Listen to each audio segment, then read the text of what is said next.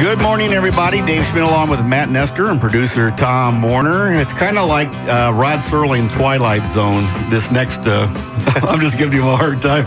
You know, it's kind of like Yogi Berra said, deja vu all over again. That's right. The new head coach at Rock Valley College, the head men's basketball coach, was a former assistant coach who left to become the head assistant coach at St. Joseph, and now he's the head coach at Rock Valley Conference.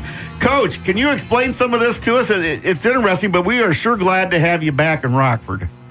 I appreciate that, fellas. It's definitely good to be back. There's no doubt about it.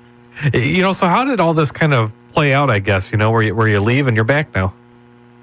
Well, you know, after the end of this year, you know, it culminated a 3-year run of being 94-12, and we had a lot of success. Obviously, a lot of really, really good student athletes, and you know, it was just professionally, it was time for me to make a move. You know, and as I was looking at a couple different options and some things that started to come up, and in this industry, you know, opportunities are few and far in between. When the St. Joseph's College opening, you know, came about, you know, it's 45 minutes from my parents' house where I grew up, a place I'm really familiar with, and a really, really good conference. And, you know, it was a decision that made a lot of sense. Then, you know, just like anything else, when the timing's never right, you know, Coach Doty then the following week gets involved with another job after I've, you know, officially moved down to Rensselaer, Indiana. And the week after that, he accepts the job, and then the week after that, now here we are, and just going through negotiations and things like that over at Rock Valley, and you know, the timing was right to come back. So here we are now. So it's an exciting time. There's no doubt about it. You know, you look at Rock Valley College, the success you guys had in basketball and the other sports, the facilities there. It's not too hard to come back, is it, Coach?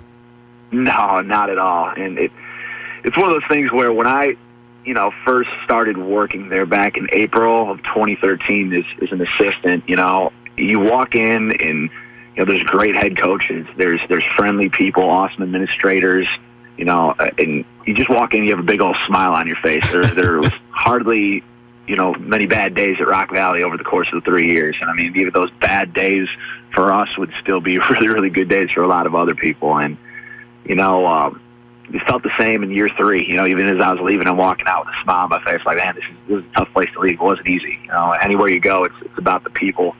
You know, we've been really, really spoiled within our men's basketball program, having, you know, awesome student athletes who are really, really good players, but even better people. You know, good students, good ambassadors in the community, and things like that. You know, it was really nice. You know, once everything happened, and you know, leaving, they were very, very, you know, supportive of what I was trying to do. And then even more so when I decided that I was going to come back, they were equally, you know, as excited for me, and it was great. And I'm excited to be back with them.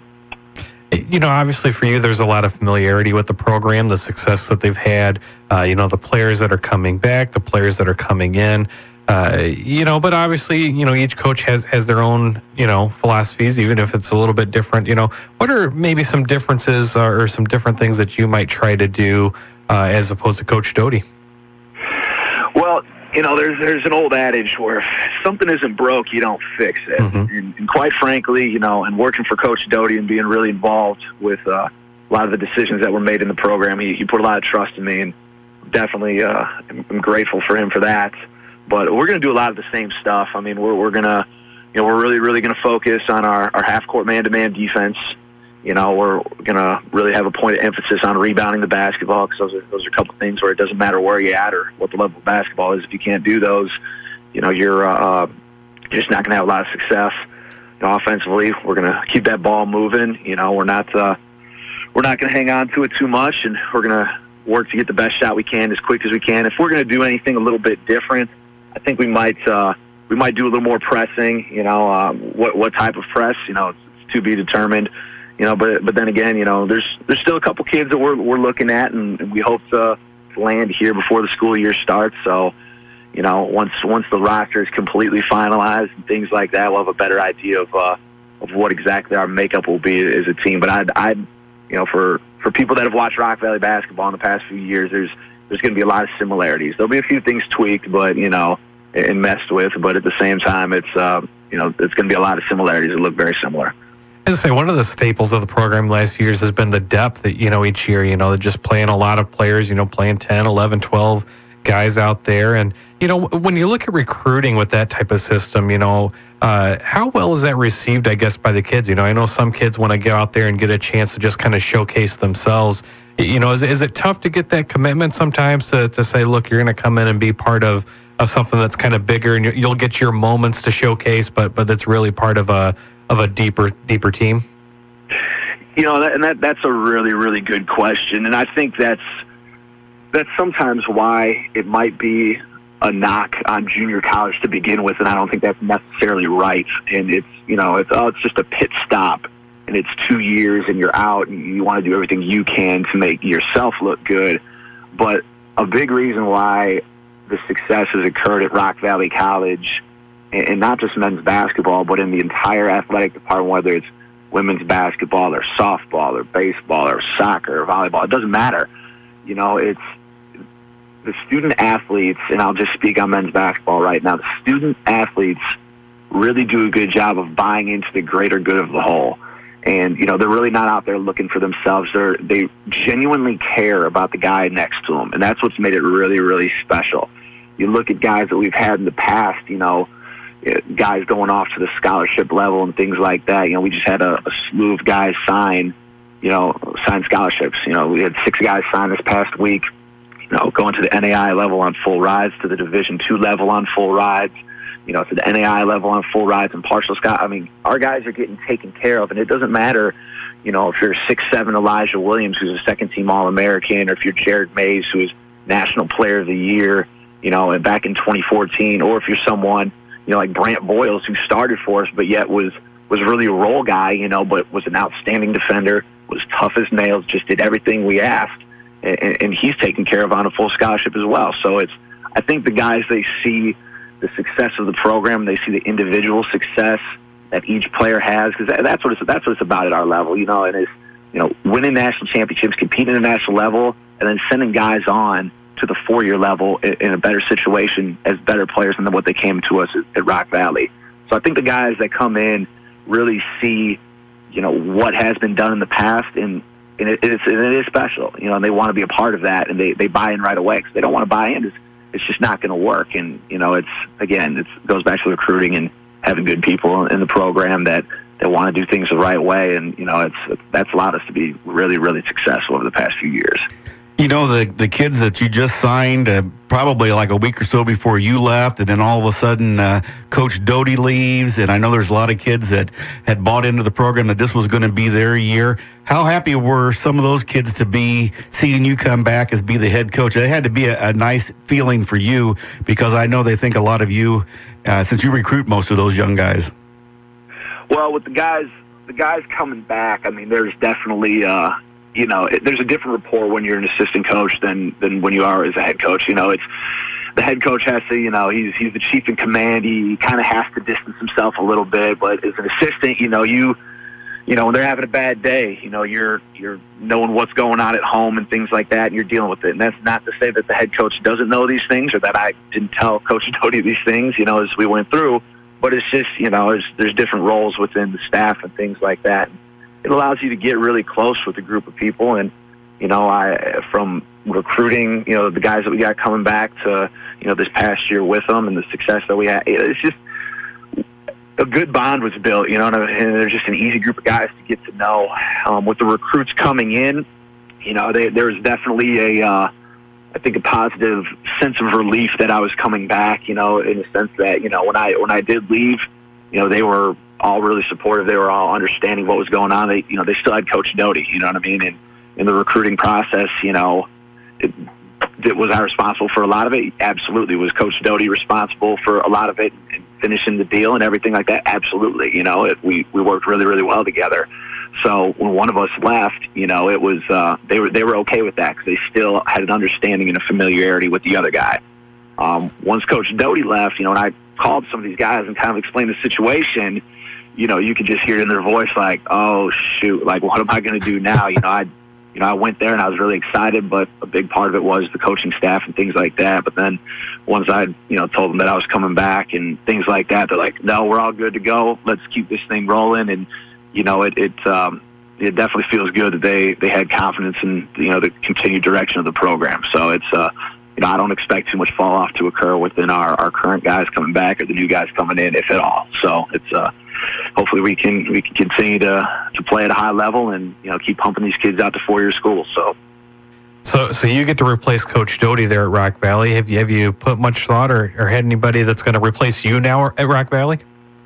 That is a good question, and I have put some thought into it. There's no doubt about it. There's no names at this moment in time. I mean, I'll tell you, it was a whirlwind going down to, from Rockford to St. Joe's, trying to figure stuff out. And even though coming back and you know the other coaches in the department and the players and things like that, you start going down a laundry list of things you need to do, and it's just like, wow, there's a lot of stuff that needs to happen here pretty darn fast. But there's definitely a list of people that I'll be reaching out to and talking to, and hopefully what we've been able to do over the past few years will be a strong draw to bring someone in that that will help provide some office firepower as well as some knowledge on the floor and just ability to connect with our guys. And we'll find someone that will come in here and we'll do a really, really good job, and I don't doubt that for a second.